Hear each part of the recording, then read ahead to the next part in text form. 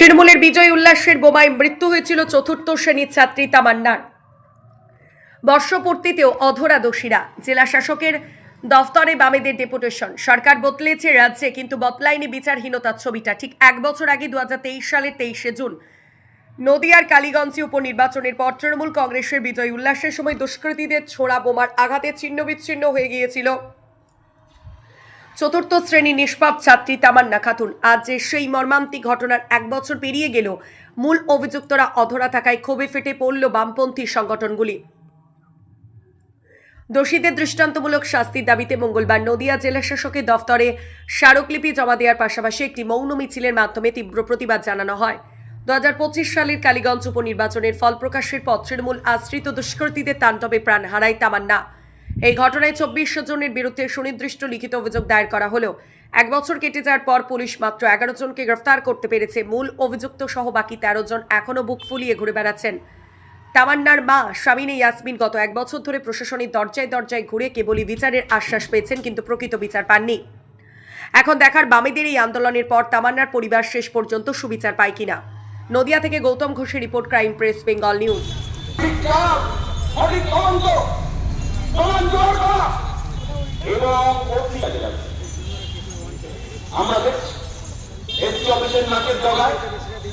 কিছুদিন আগে কোথায় একটা পড়ুয়া মেয়ে মহিলা এখানটা একটা স্কুল, একটা বাচ্চা মেয়ে একটা বাথরুমের মধ্যে পড়ে মৃত অবস্থায় পাওয়া গেছে। আমি বলছি প্রশাসনকে সেই ভূমিকা নিতে হবে, যাতে আমাদের জেলার পঞ্চায়েত যত অপরাধী রয়েছে, যারা ক্রিমিনাল রয়েছে, দুষ্কৃতী রয়েছে, তারা যাতে সাবধান হয়ে যায়। গত সরকার, আগের সরকার গোলাম মুসলিমের সরকারে পরিণত হয়েছিল, 15 বছর হয়নি, সেই সরকারটা দেখেছেন কোথায় গেছে, আর সরকারের যে জলটা ভেঙে ভেঙে সরকারটা হয়ে যাচ্ছে। আমি শুধু এই প্রশাসনের সময় খুব খারাপ, তার জন্য আপনাদের অপেক্ষা করতে হবে। সংসদীয় গণতন্ত্রে ক্ষমতা সারা রাজ্য জুড়ে, সারা নদিয়া জেলাতে এখন কি চলছে? পরিষ্কার একটা কথা বলছি, জনরোষের নামে পরিকল্পিত রাজনৈতিক প্রতিহিংসা চরিতার্থ হচ্ছে। মবলিং ইঞ্জিন বেড়ে গেল, আইনের শাসন নেই, যে যেখানে মনে করছে আইনকে হাতে তুলে দিচ্ছে, পুলিশ কোথাও, এসপি আঙুল চুষছে, থানার আইসি আঙুল চুষছে। 100 বিচার করুন, তাহলে জেলে পাঠান, কিন্তু লোক জড়ো করে যে কায়দায় হচ্ছে এখন কায়দা। এরপরে এই একই জিনিস একজন সাধারণ প্রতিবাদীর বিরুদ্ধে কার্যকর করবে না। আমরা বলছি পুলিশ প্রশাসনের কাজ করুন। সবশেষে একটা কথা বলবো, পুলিশ আপনারা রেফারির ভূমিকা পালন করুন। আইনের শাসন রক্ষা করার জন্য যা যা করণীয় আমরা এতে পাই, গণতান্ত্রিক মহিলা সমিতি আমরা আপনাদের সহযোগিতা করব। কিন্তু যদি গণদাসত্ব করেন, আবারও বলছি, এরপরে একমাত্র পথ অভিযান, অভিযান, অভিযান। আমি আপনাদেরকে আমাদের সংক্ষিপ্ত কথা বলে আমার কথা শেষ করছি। ইনসাফ জিন্দাবাদ, ছাত্র যুব মহিলা ঐক্য জিন্দাবাদ।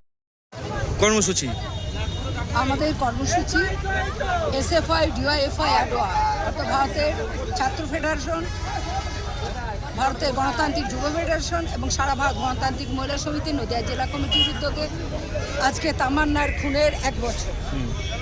2025 সালে 23শে জুন কালীগঞ্জ বিধানসভার উপনির্বাচন বিজয় উল্লাসে তৎকালীন তৃণমূল প্রশাসন সরকারের প্রশ্রয়ে আশ্রিত গুন্ডাদের ছোড়া বোমায় পরিযায়ী শ্রমিক হুসেন শেখ এবং সাবিনা ইয়াসমিনের একমাত্র কন্যা চতুর্থ শ্রেণীর ছাত্রী তামান্না খুন হয়।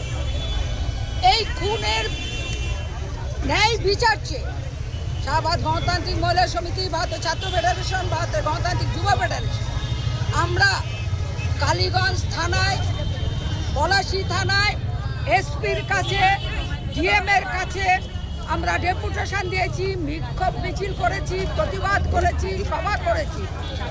কিন্তু 1 বছর হয়ে গেল আজকে, কিন্তু আজও 24 জন আসামির মধ্যে মাত্র 11 জন গ্রেপ্তার হয়েছে, আবার একজনকে ছেড়ে দেওয়া হয়েছে, বাকি 13 জন এখনো জেলের বাইরে রয়েছে।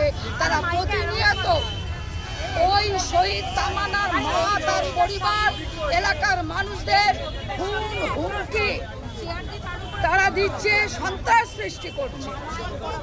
তাই আমরা 3টি গণ সংগঠনের নদিয়া জেলা কমিটির উদ্যোগে আজকে আমাদের প্রতিবাদ মিছিল, আমাদের এসপির কাছে ডেপুটেশন, আমাদের দাবি যে অবিলম্বে সকল যারা অভিযুক্ত তামান্নার খুনের সঙ্গে তাদের গ্রেফতার করতে হবে এবং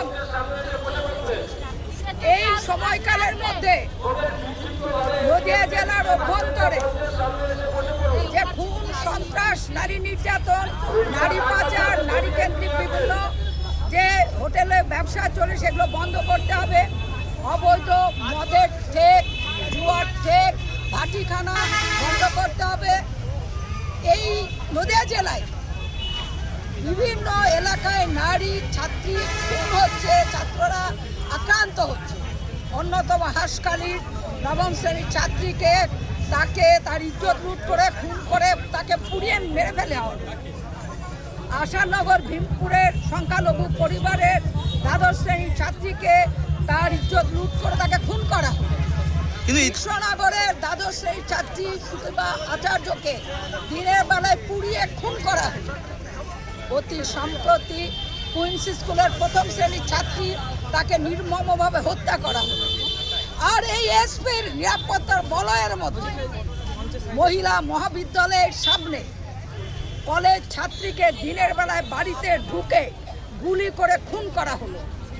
এই রকম অরাজকতা চলছে চাকদা, রানাঘাট, কল্যাণী, কালীগঞ্জ, করিমপুর, পলাশীপাড়া, নাগাশীপাড়া সমস্ত জায়গায়। কিন্তু ইতিমধ্যে তো পুলিশ প্রশাসনের রদবদল হয়েছে, কিন্তু আমরা তো পাবো ফল। আমাদের রেজাল্ট বলছে গত প্রশাসন এবং যে সরকার সেখানেও তাদের ভূমিকা সন্দেহজনক এবং ন্যায় বিচারের পক্ষে ছিল না। এবং নতুন যে সরকার এসছে এখানে জানেন যে বিগত দিনের প্রয়াত সাংসদ বলেছিল যাহাই তৃণমূল তাহাই বিজেপি। তবে আমরা এইখানে আজকে নতুন যে সরকার, আমরা আজকে ডেপুটেশন দিচ্ছি আমাদের এই তামান্নার খুনের সঙ্গে অভিযুক্ত তাদেরকে অবিলম্বে গ্রেপ্তার এবং দৃষ্টান্তমূলক শাস্তি দেওয়ার দাবিতে এবং অন্যান্য যে দাবিগুলো আছে সেইগুলোর জন্য আমরা ডেপুটেশন দিচ্ছি। যদি প্রশাসনের পক্ষ থেকে এই দাবি পূরণ হয় ভালো, না হলে আমরা ভারতের ছাত্র ফেডারেশন, ভারতের গণতান্ত্রিক যুব ফেডারেশন এবং সারা ভারত গণতান্ত্রিক মহিলা সমিতি আমরা একেবারে নাছরবন্দা আন্দোলনে আছি, নামবো যতদিন না ন্যায় বিচার। আপনার নাম? সেলিনা খাতুন, সারা ভারত গণতান্ত্রিক মহিলা সমিতি, নদিয়া জেলা কমিটির সভাপতি। আমি জাস্ট কিছুক্ষণ আগে আমি একটা কমপ্লেন পেয়েছি, যেখানে মোট 12 জন আমাকে একটা কমপ্লেন লেটার দিয়েছে। এখানে বলা হয়েছে শ্রীমতী ঝুমা চৌধুরী, তিনি একজন এমবিকে মাস্টার বুক কিপার। উনি কী করেছে, মানুষের থেকে টাকা নিয়েছেন, বলেছে যে একটা চড়া সুদ দেবে এবং এখানে টিআরএলএমকে যুক্ত করেছে, যেখানে বিভিন্ন সময় বিভিন্ন ভিডিওর সই জাল করেছেন উনি, করে একটা এগ্রিমেন্ট তৈরি করেছেন। তো এটার ভিত্তিতে আমি এই লিখিত অভিযোগ পাওয়ার পর এখন আমি ডিএম স্যারকে আমি জানিয়েছি, আমি পূর্ণাঙ্গ তথ্য আমি স্যারকে দিয়েছি। এখন ফার্দার স্যার ইনস্ট্রাকশন যেভাবে দেবে সেভাবে আমি তো আপনার বিভিন্ন ইয়েতে যে আপনার সিল বা ভিডিওর সিল এবং সিগনেচার করা হয়েছে, এটা কি আপনি কনফার্ম যে এটা স্ক্যাম করছে? বা হ্যাঁ কনফার্ম, এটা তো আমার সিল না বা আমার সই না, বা বিভিন্ন সময় আরও 1-2 জন ভিডিও যারা আমার পূর্ববর্তী ছিলেন তাদেরও সই আমি এখানে দেখেছি, এটা তাদের কারোর সই না। সিগনেচার নকল করার অপরাধে তো আপনার নিশ্চয়ই হ্যাঁ সব বিষয়েই তো আমি স্যারকে অবগত করেছি, ডিএম স্যারকে। স্যার থেকে যে ইনস্ট্রাকশন আসবে সেভাবে আমি ফলো করবো। স্যার কিভাবে এতদিন ধরে এই বিষয়গুলি হলো, মানে প্রশাসনের নজরে আসেনি? অ্যাকচুয়ালি এটা কখনো আমাদের নজরে আসেনি, আমরা গতকালকেই শুনতে পেরেছিলাম, বাট আজকে আমার কাছে লিখিত আকারে আসবে। আচ্ছা।